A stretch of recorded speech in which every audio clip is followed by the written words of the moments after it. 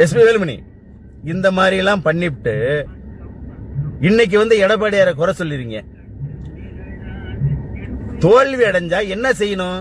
கூடி ஒன்னா உட்கார்ந்து பேசி எதுக்காக நம்ம தோல்வி அடைஞ்சா என்ன பிரச்சனை? குடும்பத்தில் இருக்கிற மாதிரி குடும்பத்திலே ஒரு குடும்பத்திலே 4 பேர் அண்ணன் தம்பி பிள்ளைங்க இருந்தனா கேட்க மாட்டேங்குது. இவ்வளவு கட்டுக்கோப்பா இருக்கிற கட்சியில உட்கார்ந்து பேசாம 25 எம்எல்ஏவை அழைச்சுக்கிட்டு தமிழக வெற்றி கழகத்துல ஆதரவே கேட்காம நீங்களா போய் அவங்கள்ட்ட மண்டிட்டு கும்பிடு போட்டு புஷ்பா படத்துல மாதிரி சோபா செட்டு போகுது. ஏன் 30 வருஷமா 50 வருஷமா எம்பி மந்திரி இப்படி வாழ்ந்துகிட்டு இருக்கிற சிவி சண்முகத்து வீட்டுல சோபா கிடையாது? Thirumavalavan 2 time MLA MP Thirumavalavan வீட்டுல சோபா கிடையாது? எதுக்குப்பா இந்த நாடகம்? சோபாக்குள்ள என்ன இருந்துன்னு யாரு கண்டா? கட்டுக்கட்ட பணம் இருந்ததா இல்ல என்ன இருந்தது? எங்க அண்ணன் எடப்பாடியார் 234 தொகுதியும் பம்பர மாதிரி சுற்றி வென்றார். இரவும் பகலும் தூங்காம பயங்கரமா 234 தொகுதிக்கும் தோல்மை கட்சிகளுக்கும் கூட்டணி கட்சிகளுக்கும் சொந்த கட்சி வேட்பாளர்களுக்கும் பம்பரமா சுத்தி வந்தார். அன்னைக்கு கூடின மக்கள் எல்லாம் பார்த்தா நாங்களாம் ரொம்ப சந்தோஷப்பட்டோம். சரி ஏதோ மக்கள் ஓட்டு போட்டுருவாங்கன்னு சொல்லிட்டு கடைசியில கால வாரி விட்டாங்க தமிழ்நாட்டு மக்கள். கொரோனா டைம்ல ஆல் பாஸ் போட்டு விட்டாரு. அதுல ஒரு சில பேர் நல்லா படிச்சுட்டு பாஸ் ஆகிட்டு விசிலுக்கு ஊதிட்டானுங்க. திமுக எத்தனை டைம் எதிர்கட்சி அந்தஸ்து கூட இழந்துட்டுது. பெரிய பெரிய தலைவர்லாம் கலைஞரே தோத்திருக்காரு. இப்ப முக ஸ்டாலின் தோத்தாச்சு, துரைமுருகன் தோத்தாச்சு. அதெல்லாம் ஊடகத்தில் பேசுறாங்கல்ல, பெருசா கிடையாது. அண்ணா திமுகவுக்கு ஒண்ணுன்னா வரிஞ்சு கட்டிட்டு வந்துடுறானுங்க. அனைத்து ஊடகங்களும் இந்த யூடியூப் காரங்களும் அனைத்து ஊடக நண்பர்களும் டிவி தந்தி டிவி அது இந்த தந்தி டிவி இந்த புதிய தலைமுறைலாம் அள்ளி வேணும்னே பெரிய பொய்யிலே பிறந்த பொய்யிலே வளர்ந்த மாதிரி ஆரம்பிச்சிருவானுங்க. அப்படியே உத்தம புத்தன மாதிரி பேசுவானுங்க. அதிமுகவுக்கு அப்படி அதிமுக அப்படி எடப்பாடியார் இந்த திமுகவில் எவ்வளவு நடக்குது ஏதாவது போடுறீங்களா? காரணம் என்னன்னா அங்க உங்களுக்கு சம்திங் கிடக்குது. துட்டுமணி கறி விருந்து சம்பளம் பைசா. அதனால திமுக பத்தி பேசவே மாட்டீங்க. அதே மாதிரி நடிகர்களுக்கு அதே மாதிரி தான். முக்காவாசி நடிகர்கள் இப்ப ரஜினிகாந்த்ல தொடங்கி நிறைய பேர் தலைவர் சொல்லிட்டு தலைவர் பேரை சொல்லி பொழப்பு நடத்தணும்லாம் தலைவரை மிஞ்சிட்டாங்கன்னு சொல்றாங்க அடுத்த ஆளுங்களை. தயவு செஞ்சு கேட்கிறேன் தமிழ்நாட்டில் உள்ள மக்களே, நீங்க உலகத்துல எங்க வேணாலும் இருங்க, யார வேணாலும் தூக்கிட்டு ஆடுங்க, அதை பத்தி எங்களுக்கு கவலையே கிடையாது. ஆனா எங்களுக்குன்னு ஒரு தலைவர் இருக்காரு, பொன்மனச்செம்மல் எங்க தலைவர். ஒவ்வொரு படத்திலையும் ஒரு வசனங்கள் இப்படிதான் இருக்கணும், இப்படிதான் நல்லா இருக்கணும், எந்த பழக்கமும் இருக்கக்கூடாது அப்படின்னு சொல்லி அறிவுரை, ஒவ்வொரு பாட்டுகளும் கருத்துக்கள். அப்படிலாம் கஷ்டப்பட்டு அவர் வந்தாரு சினிமா துறையில. சினிமாவையும் ஆட்டி படைச்சாரு, அரசியலையும் ஆட்டி படைச்சாரு. எங்க தலைவர் உயிரோட இருக்கிறவர்களையும் திமுக ஆட்சிக்கு வரவே இல்லை. அதுக்கடுத்து எங்க அம்மாவும் தொடர்ச்சியா 2 டைம் வந்தாங்க, கழகத்தை கட்டி காப்பாத்தினாங்க. இடையில ஒவ்வொரு சனியன்களை அம்மா பேரை கெடுத்து அம்மாவை முடிச்சிட்டாங்க ஒரேடியா. Okay right. இவ்வளவு பிரச்சனை கட்சியில அம்மாவை போனதுக்கு அப்புறம் எவ்வளவு பிரச்சனை. பன்னீர்செல்வத்தில இருந்து அனைத்து பேரும் இவ்வளவு பிரச்சனை நடக்கும்போது எடப்பாடியார் தலைமை தாங்கினார். ஓகே, நல்லா தானே போயிட்டு இருந்த 4.5 வருஷம் ஆச்சு. அதுக்கப்புறம் 5 வருஷம் இப்ப திமுக ஆட்சியிலையும் நல்லா தானே போயிட்டு இருந்த எதிர்க்கட்சா. அப்பெல்லாம் கூட இருந்து பயணிச்சுட்டு 234 தொகுதியும் பம்பரமா ராவும் பகலும் கஷ்டப்பட்டு உங்களுக்கு வெற்றி வாய்ப்பை தேடி தந்துட்டு அவர் தொகுதியில நல்லா ஜெயிச்சிருக்காரு. சேலம் மாவட்டத்தில் 7, 8, 9 தொகுதி ஜெயிச்சிருக்கு. நீங்க ஒவ்வொரு மாவட்டத்திலையும் விழுப்புரத்தில் 7 தொகுதி 2 தான் வந்திருக்கு. வீராளிமலையில் அதே மாதிரி இது புதுக்கோட்டை மாவட்டத்தில் 7ல் 1 தான் ஜெயிச்சிருக்கு. திண்டுக்கல் மாவட்டம், தருமபுரி மாவட்டத்தில் கேபி அன்பழகன், புவனகிரி அருள்மொழித்தவன்,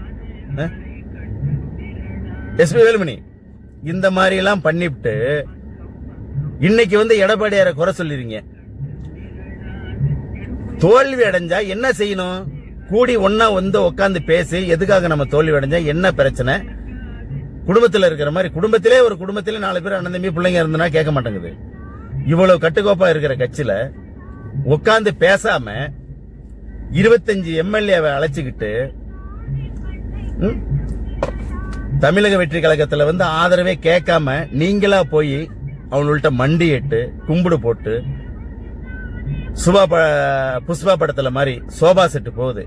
ஏன் 30 வருஷமா 50 வருஷமா எம்பி மந்திரி இப்படி வாழ்ந்துகிட்டு இருக்கிற சிவி சண்முகத்து வீட்டுல சோபா கிடையாது?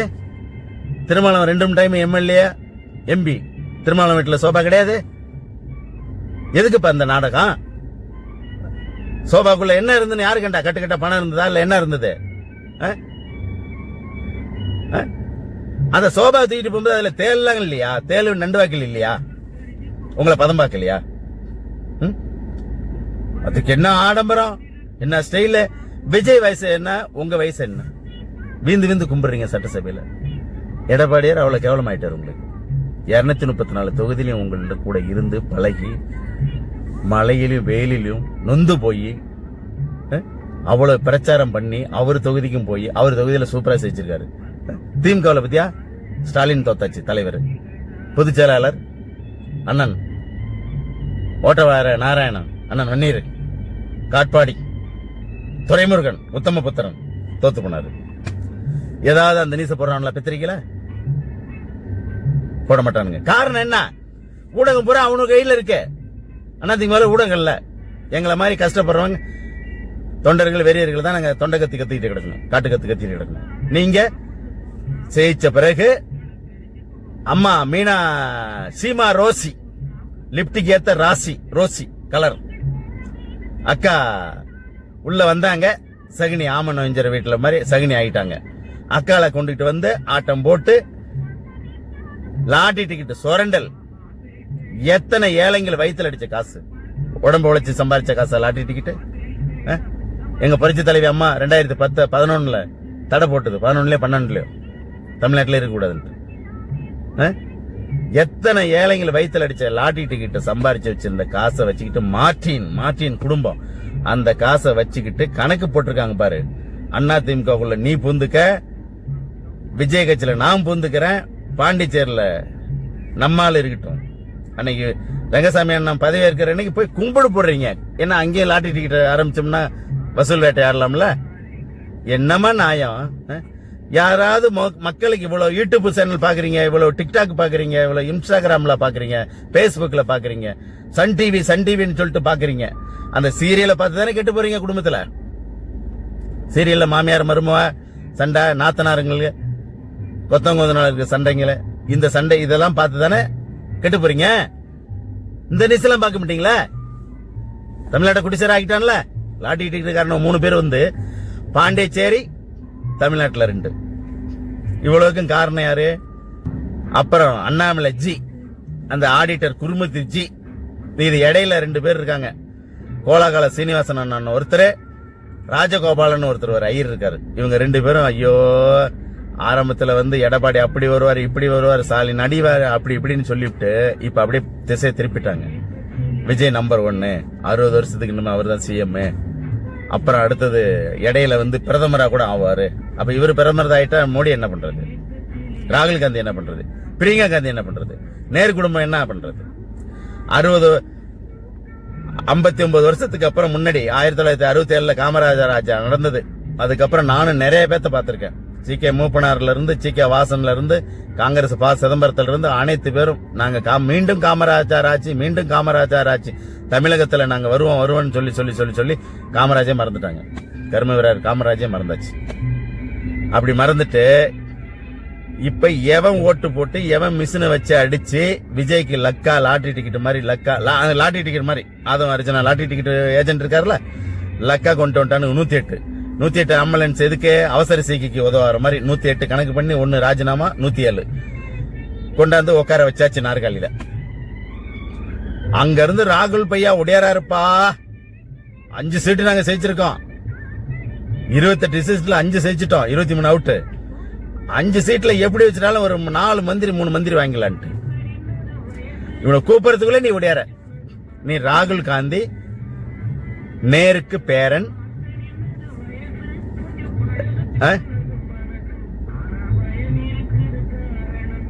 என்னப்பா நியாயம்?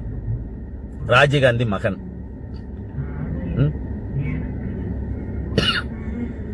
என்னப்பா நியாயம்? நேரு இந்திரா காந்தியை பயங்கரமா கருணாநிதி திட்டிருக்காரு. அதுக்கப்புறம் அவங்கள கூட கூட்டணி.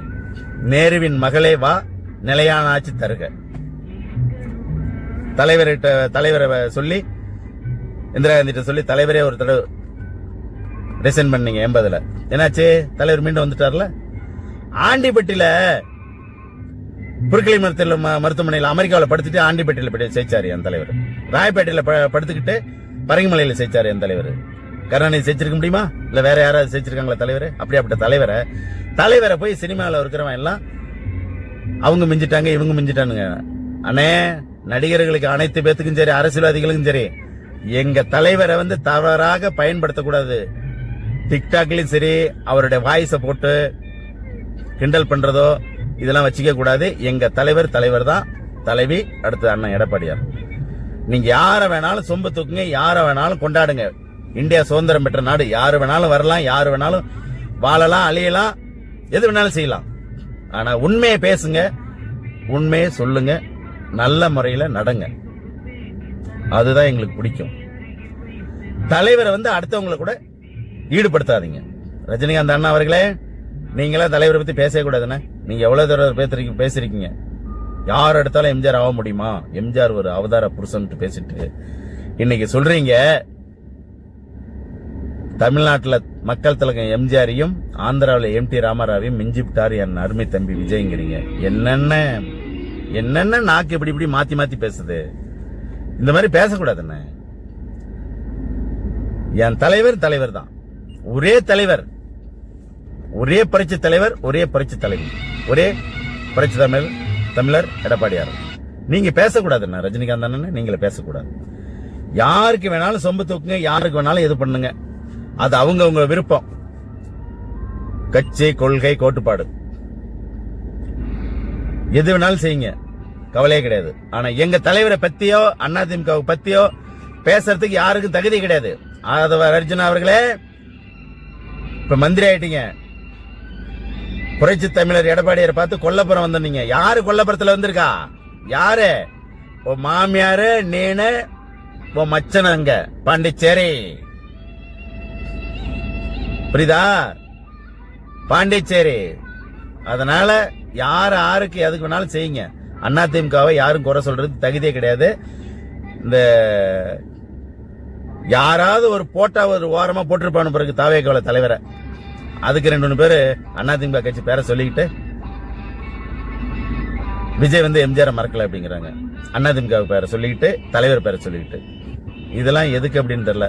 இந்த நாங்கள் ஆண்டவன் எம்ஜிஆர் குடும்பம்னு சொல்லி ஒரு குரூப் இருக்கு. எல்லாமே அவங்களுக்கு தான் சொம்பு தூக்குறாங்க. தலைவர் பேரை சொல்லிட்டு எதுக்கு தான் இப்படி பொழப்பு நடத்துறீங்களேன்னு எனக்கே தெரியல. நான்லாம் 10 வயசு 9 வயசுல ஆரம்பிச்சவன். 57 வயசு வெறியன். அவ்வளவு வெறியில இருக்கிறேன். யாரா இருந்தாலும் தலைவரை பத்தி பேசுறதுக்கு தகுதி கிடையாது. எல்லாம் போட்டிங்கல்ல ஓட்டு, 10 நாள் தானே ஆகுது. இன்னும் பாருங்க என்ன நடக்க போகுதுன்னு. அண்ணே, புரட்சி தமிழர் எடப்பாடி அண்ணன் அவர்களே, ஒரு வெறியனாவும் ஒரு தொண்டனாவும் ஒரு கோரிக்கை வைக்கிறேன். பெரம்பலூர் மாவட்டத்தில் களையை எடுத்து நல்ல உரமா, தரமான உரமா போடுங்க. ஒரு வன்னியர் இனத்தை சேர்ந்த மாவட்ட செயலாளராக இருக்கட்டும், அதுவும் இளமையில கொஞ்சம் உள்ள ஆளா இருக்கட்டும், நிறைய களையை எடுத்து இளஞ்சிட்டுங்களுக்கு வாய்ப்பு கொடுங்க. தோண்டு விடாதீங்கண்ணே, தோல்வி வைக்கண்டு. அவங்க இந்த 25 பேர் போனா போயிட்டு போறாங்க. நாங்க இருக்கிறோம், எங்களை மாதிரி தொண்டன், எங்களை மாதிரி வெறியன் இருக்கான். நீங்க கவலைப்படாதீங்க, நீங்க கவலைப்படாதீங்கண்ணே, நாங்க இருக்கிறோம். ஓகே, வணக்கம்.